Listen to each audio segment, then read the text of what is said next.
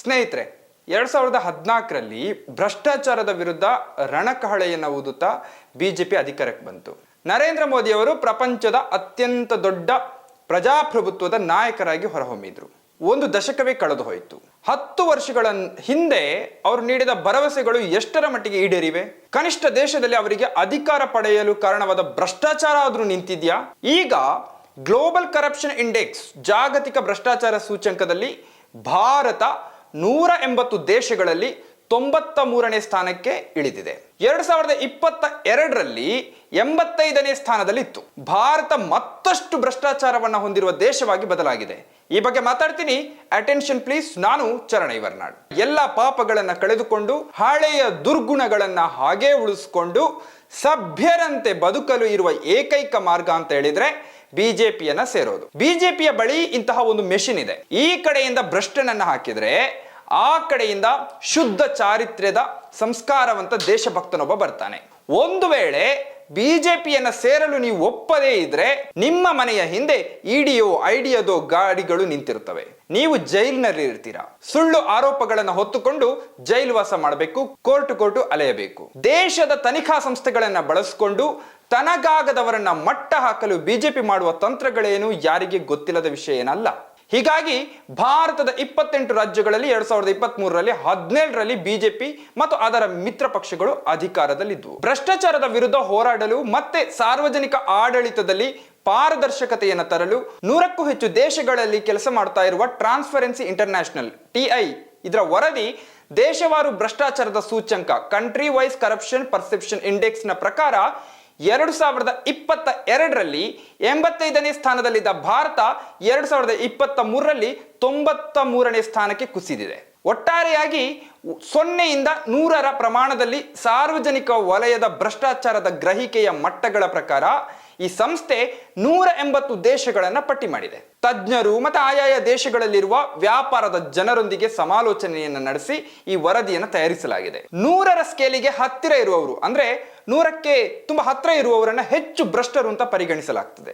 ಭಾರತವು 100ರಲ್ಲಿ 93 ಮಾರ್ಕ್ಗಳನ್ನು ಪಡೆದಿದೆ. 2023ರ ದೇಶದ ಒಟ್ಟಾರೆ ಸ್ಕೋರ್ 39ರಷ್ಟಿತ್ತು. ಇದು 2022ಕ್ಕಿಂತ 1 ಪಾಯಿಂಟ್ ಕಡಿಮೆಯಾಗಿದೆ. ಭಾರತ ಅಂದ್ರೆ 39 ಅಂಕಗಳ ಏರಿಳಿತವನ್ನ ತೋರಿಸುತ್ತದೆ. ಚುನಾವಣೆಗೆ ಮುಂಚಿತವಾಗಿ ಭಾರತ ಮೂಲಭೂತ ಹಕ್ಕುಗಳನ್ನ ಹತ್ತಿಕ್ಕುವ ಮಸೂದೆಗಳನ್ನ ಅಂಗೀಕಾರ ಮಾಡಿದೆ. ಈ ರೀತಿಯಲ್ಲಿ ಸಿವಿಕ್ ಸ್ಪೇಸ್ ಅನ್ನ ಮತ್ತಷ್ಟು ಹತ್ತಿಕ್ಕುವ ಕೆಲಸವನ್ನ ಭಾರತ ಮಾಡಿದೆ ಅಂತ ಈ ಸಂಸ್ಥೆ ಹೇಳಿದೆ. ಈಗ ನಮ್ಮ ನೆರೆ ಮನೆಯವರು ಹೇಗಿದ್ದಾರೆ, ನೆರೆಯ ದೇಶಗಳು ಹೇಗಿದ್ದಾವೆ? ಭಾರತದ ನೆರೆಯ ರಾಷ್ಟ್ರಗಳಲ್ಲಿ ಚೀನಾವನ್ನ 42 ಅಂಕಗಳಲ್ಲಿ ಈ ವರದಿ ತೋರಿಸಿದೆ. ಈ ದೇಶದಲ್ಲಿ ಅಧಿಕಾರವೇ ಇವೆಲ್ಲವನ್ನ ನಿಯಂತ್ರಿಸುವ ಬದಲು ಶಿಕ್ಷೆಯ ಮೂಲಕ ಭ್ರಷ್ಟಾಚಾರವನ್ನ ನಿಯಂತ್ರಿಸಲು ಹೊರಟಿದೆ. ಇದು ದೀರ್ಘಕಾಲಿಕ ಪರಿಣಾಮವನ್ನ ಉಂಟು ಮಾಡುವ ಅನುಮಾನ ಮೂಡಿಸ್ತಾ ಇದೆ. ಭ್ರಷ್ಟಾಚಾರವನ್ನ ಹತ್ತಿಕ್ಕುವಾಗ ಚೀನಾ ಕಳೆದ 10 ವರ್ಷಗಳಲ್ಲಿ 3.7 ಮಿಲಿಯನ್ ಸಾರ್ವಜನಿಕ ಅಧಿಕಾರಿಗಳನ್ನ ಶಿಕ್ಷಿಸಿದೆ. ಬಾಂಗ್ಲಾದೇಶವನ್ನ ಈ ವರದಿಯಲ್ಲಿ 24ರಷ್ಟು ನೀರಸ ಸ್ಕೋರ್ ನಲ್ಲಿ ವರದಿ ತೋರಿಸಿದೆ. ಈ ದೇಶದಲ್ಲಿ ಪ್ರೆಸ್ನ ವಿರುದ್ಧ ನಡೀತಾ ಇರುವಂತಹ ದಮನಕಾರಿ ನೀತಿಯಿಂದಾಗಿ ಈ ಸಾರ್ವಜನಿಕ ವಲಯದ ಮಾಹಿತಿಗಳೇನಿದೆ ಅದರ ಹರಿವಿಗೆ ಅಡಚಣೆಯಾಗಿದೆ ಅಂತ ಈ ವರದಿ ಹೇಳುತ್ತದೆ. ಸದ್ಯ ಜುಂಟಾ ಆಡಳಿತದಲ್ಲಿರುವಂತಹ ಮ್ಯಾನ್ಮಾರ್ ನಲ್ಲಿ ಕೂಡ ಅತ್ಯಂತ ಕಡಿಮೆ ಸ್ಕೋರ್ ದಾಖಲಾಗಿದೆ. ಅದು 20 ಅಂಕಗಳನ್ನು ಪಡೆದಿದೆ. ಪಾಕಿಸ್ತಾನ ಮತ್ತೆ ಶ್ರೀಲಂಕಾವನ್ನ ಕ್ರಮವಾಗಿ 29 ಮತ್ತೆ 34ರಲ್ಲಿ ಇರಿಸಲಾಗಿದೆ.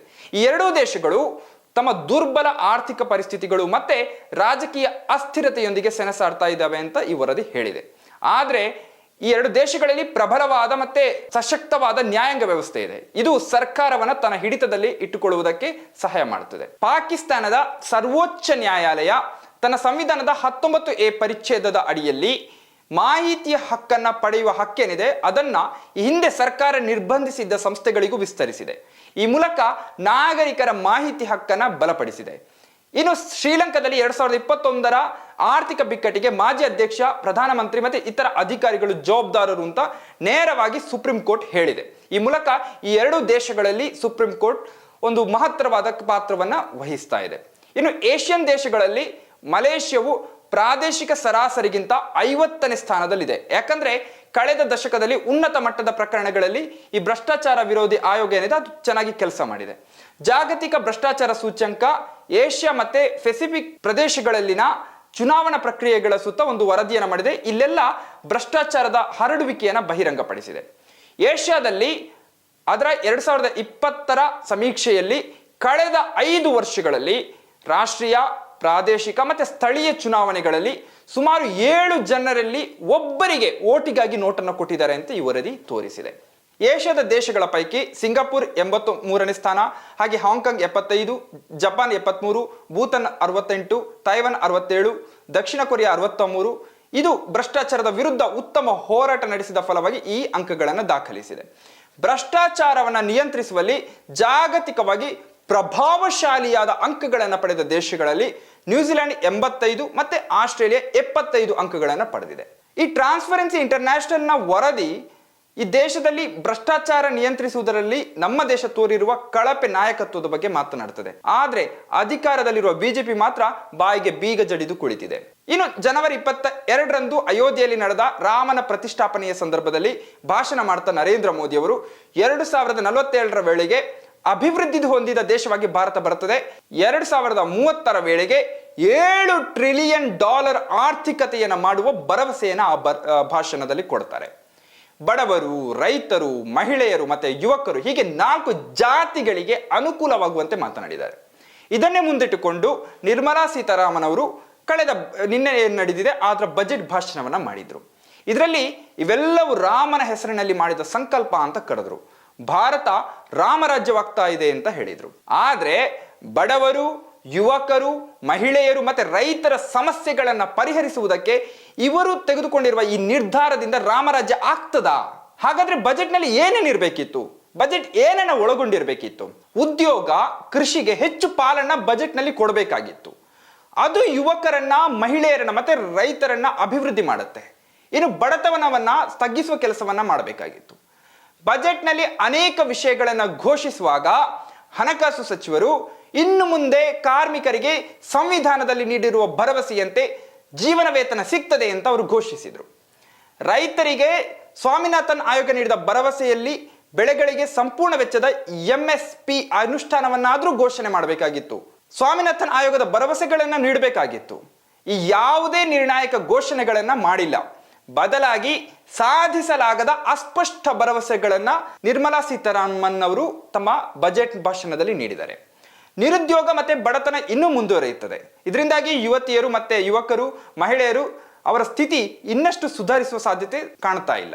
ವಾಸ್ತವವಾಗಿ 1 ವಾರದ ಹಿಂದೆ ಪ್ರಧಾನಿ ಏನು ಭರವಸೆ ನೀಡಿದ್ರು ರಾಮರಾಜ್ಯದ ಬಗ್ಗೆ, ಆ ರಾಮರಾಜ್ಯ ಕಟ್ಟುವ ಯಾವುದೇ ಕೆಲಸ ಕೂಡ ಈ ಬಜೆಟ್ ನಲ್ಲಿ ಮಾಡಲಾಗಿಲ್ಲ. ರಾಮರಾಜ್ಯದತ್ತ ಸಾಗಲು ಮಾಡಬೇಕಾಗಿರುವ ಮೊದಲ ಕೆಲಸ ಅಂತ ಹೇಳಿದ್ರೆ ಡೇಟಾ ಮತ್ತೆ ಉದ್ದೇಶಗಳ ಬಗ್ಗೆ ಪ್ರಾಮಾಣಿಕವಾಗಿರುವುದು. ಇವೆರಡು ಈ ಬಜೆಟ್ ನಲ್ಲಿ ಸ್ಪಷ್ಟವಾಗಿಲ್ಲ. 2030ರ ವೇಳೆಗೆ ಭಾರತವು ನಿಜವಾದ ಅರ್ಥದಲ್ಲಿ 30 ಟ್ರಿಲಿಯನ್ ಆರ್ಥಿಕತೆಯಾಗಬೇಕಾಗಿದ್ರೆ 9.55% ನೈಜ ಬೆಳವಣಿಗೆಯ ದರವನ್ನು ಅದು ದಾಖಲು ಮಾಡಬೇಕು. ಕಳೆದ 10 ವರ್ಷಗಳಲ್ಲಿ ಸರಾಸರಿ ಬೆಳವಣಿಗೆ ದರ ಸುಮಾರು 6% ಮಾತ್ರ ಆಗಿದೆ. ಇನ್ನು 9.55% ಯಾವಾಗ ಆಗೋದು? ಇದೇ ಮುಂದುವರೆದ್ರೆ ಭಾರತ ಕೇವಲ $14.1 ಟ್ರಿಲಿಯನ್ ತಲುಪಲಿಕ್ಕಿದೆ. ಅಷ್ಟೇ. ತಲಾ ಆದಾಯ ಕೂಡ ಕೇವಲ $90,000 ಆಗುತ್ತೆ. ಒಂದು ದೇಶವನ್ನ ಶ್ರೀಮಂತ ಅಂತ ಪರಿಗಣಿಸೋದಕ್ಕೆ ಬೇಕಾಗಿರೋದು $14,000 ಅಲ್ಲ. ಆದ್ರಿಂದ ಆಗದ ಭರವಸೆಗಳನ್ನ ಯಾಕೆ ಈ ಬಜೆಟ್ ನಲ್ಲಿ ಕೊಟ್ಟಿದ್ದಾರೆ? ನಿಮಗೆ ವೋಟ್ ಸಿಗಬಹುದು, ಎಲೆಕ್ಷನ್ ನಲ್ಲಿ ನೀವು ಗೆಲ್ಲಬಹುದು, ಆದ್ರೆ ದೇಶದ ಮರ್ಯಾದೆಯನ್ನ ಜಾಗತಿಕ ಮಟ್ಟದಲ್ಲಿ ಹರಾಜು ಹಾಕುವ ಕೆಲಸವನ್ನ ಮಾಡ್ತಾ ಇದ್ದಾರೆ. ಆರ್ಥಿಕತೆಯ ಸರಾಸರಿ ಬೆಳವಣಿಗೆಯ ದರವನ್ನು ಹೆಚ್ಚಿಸೋದಕ್ಕೆ ಆರ್ಥಿಕತೆಯ ಮ್ಯಾಕ್ರೋ ಕಾನ್ಸ್ಟ್ರೆಂಟ್ಸ್ ಗಳನ್ನ ನಿಭಾಯಿಸುವ ಅಗತ್ಯ ಇದೆ. ಹೆಚ್ಚುತ್ತಾ ಇರುವ ಆರ್ಥಿಕ ಅಸಮಾನತೆಯಿಂದಾಗಿ ಜನರ ಖರೀದಿ ಮಾಡುವ ಶಕ್ತಿ ಕೂಡ ಕಡಿಮೆಯಾಗಿದೆ. ಹೀಗಾಗಿ ಬೇಡಿಕೆ ಕೂಡ ಕಡಿಮೆಯಾಗಿದೆ. ಒಟ್ಟಾರೆ ಬೇಡಿಕೆಗಳನ್ನು ಹೆಚ್ಚಿಸಬೇಕು ಮತ್ತೆ ದೃಢವಾದ ಉದ್ಯೋಗ ಸೃಷ್ಟಿ ಮಾಡುವ ಮೂಲಕ ಬಡವರಿಗೆ ಹೆಚ್ಚಿನ ಆದಾಯವನ್ನು ಮಾಡೋದಕ್ಕೆ ಈ ಬಜೆಟ್ ಅನ್ನು ಬಳಸಬೇಕಾಗಿತ್ತು. ಈ ಎರಡೂ ಕ್ಷೇತ್ರಗಳಿಗೆ ಈ ಬಜೆಟ್ ಏನನ್ನು ಮಾಡಿಲ್ಲ. ಕಳೆದ ವರ್ಷಕ್ಕೆ ಹೋಲಿಸಿದ್ರೆ ಒಟ್ಟಾರೆ ಖರ್ಚು ಕೇವಲ 6.1% ಮಾತ್ರ ಏರಿಕೆಯಾಗಿದೆ. ಇದು ಹಣದುಬ್ಬರದ ದರಕ್ಕಿಂತ ಸ್ವಲ್ಪ ಹೆಚ್ಚಾಗುತ್ತೆ. ಆದ್ರಿಂದ ಈ ಅಂಶದಿಂದ ಹೆಚ್ಚಿನ ಉತ್ತೇಜನ ಬರೋದಿಲ್ಲ. ಖರ್ಚು ಹೆಚ್ಚಾಗಬೇಕು, ಆದ್ರೆ ಈ ಖರ್ಚು 2.3ರಿಂದ 1.5ಕ್ಕೆ ಕಡಿಮೆ ಮಾಡಲಾಗಿದೆ. ಆದ್ರಿಂದ ಬೇಡಿಕೆ ಕೂಡ ಕಡಿಮೆ ಆಗುತ್ತೆ. ಇನ್ನು ಉದ್ಯೋಗಕ್ಕೆ ಸಂಬಂಧಿಸಿದಂತೆ ಬಂಡವಾಳ ಹಾಕಿ ಮಾಡುವ ಕೆಲಸಗಳಿಗೆ ಉತ್ತೇಜನವನ್ನ ಕೊಡ್ತಾ ಇದ್ದಾರೆ, ಆದ್ರೆ ಶ್ರಮ ಹಾಕಿ ಮಾಡುವ ಕೆಲಸಗಳಿಗೆ ಅಲ್ಲ. ಹೆಚ್ಚಿನ ಉದ್ಯೋಗ ಸೃಷ್ಟಿ ಮಾಡಬೇಕಾಗಿದ್ರೆ ಗ್ರಾಮೀಣ ಪ್ರದೇಶಗಳಲ್ಲಿ ಹೆಚ್ಚಿನ ಉದ್ಯೋಗ ಬರಬೇಕು ಅಂತಾಗಿದ್ರೆ ನರೇಗಾ, ಶಿಕ್ಷಣ, ಆರೋಗ್ಯ ಮತ್ತೆ ಗ್ರಾಮೀಣಾಭಿವೃದ್ಧಿ ಕಾರ್ಯಕ್ರಮಗಳಿಗೆ ಮಾಡುವ ವೆಚ್ಚವನ್ನು ಹೆಚ್ಚು ಮಾಡಬೇಕು. ಅಲ್ಲದೆ ನಗರ ಪ್ರದೇಶದಲ್ಲಿ ಕೂಡ ಉದ್ಯೋಗ ಸೃಷ್ಟಿ ಮಾಡುವುದಕ್ಕೆ ಯಾವುದೇ ಯೋಜನೆಯನ್ನ ಘೋಷಣೆ ಮಾಡಿಲ್ಲ. ಕೃಷಿಯಲ್ಲಿ ದೇಶ ಹಿಂದುಳಿತಾ ಇದೆ.